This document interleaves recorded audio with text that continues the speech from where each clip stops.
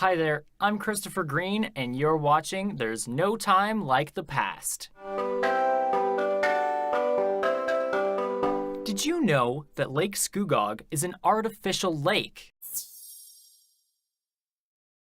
I grew up around Lake Scugog, and I only vaguely remember what it felt like when I found out that Lake Scugog was an artificial lake. I was pretty surprised. The term artificial lake is a little bit confusing. I mean, it's not a fake lake. It really exists, and it is a lake. It's not a cardboard cutout or some kind of styrofoam prop, but it is man-made. And I'd like to share with you guys what I learned about how the lake came to be. According to Reverend F.G. Weir in his book Scugog and its Environs, the government gave a grant of land in the Lindsay area to William and Hassard Purdy, as long as they built a mill in exchange. Unfortunately, building a mill caused some problems for the locals of the time. To effectively operate the mill, they had to control the water flow by using a water dam system. And that unfortunately caused some flooding. And eventually that flooding caused what we now call Lake Scugog, which, by the way, I incorrectly called Scugog Lake instead of Lake Scugog in my previous video. The area was called Scugog before Scugog Lake existed. I don't think I've ever done that before in my life, so it was kind of embarrassing when I noticed that afterward.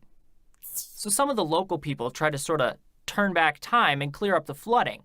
But enough people were enjoying the benefits of Lake Scugog that they just kind of left it there. But not everyone was okay with this. The flooding made some of the citizens of the township of Ops a little bit upset. I was really surprised about this part, but some of them even got up muskets and other weapons to attack Lindsay. Apparently the mayor of Lindsay, along with a local militia and a local Catholic priest, went out to meet the men of Ops. And along their way out of Lindsay to meet the men of Ops, they actually tore down the bridges leading into Lindsay so that it would be harder if the men of Ops tried to get into Lindsay. But don't worry, nobody got hurt. Whew, thank God.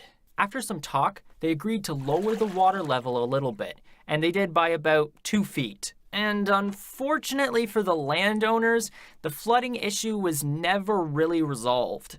They eventually just carried on because the water dam and the mill had become too essential. Although I do feel bad for those landowners, I am glad we have Lake Scugog today. It's a really nice view, and there's a lot of local events that actually depend on the lake, such as the Dragon Boat Festival and the Polar Plunge.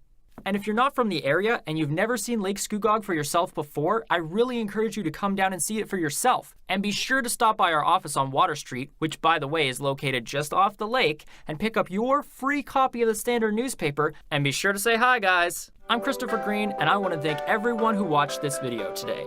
This series, No Time Like the Past, is just one of the many ways that the Standard newspaper likes to inform you about our wonderful local area. But did you know that not only do we put out an informative newspaper and these YouTube videos, but that we also have a weekly podcast edition of the newspaper? If you're on the go but you want to stay up to date on the local headlines, the Standard podcast is for you. It's available both on Mixcloud and on iTunes, as well as from our website, thestandardnewspaper.ca. It's great for listening to in the car, in the bus, or around the house. All right, everybody, have a great week. I'll see you next time. And remember, there's no time like the past.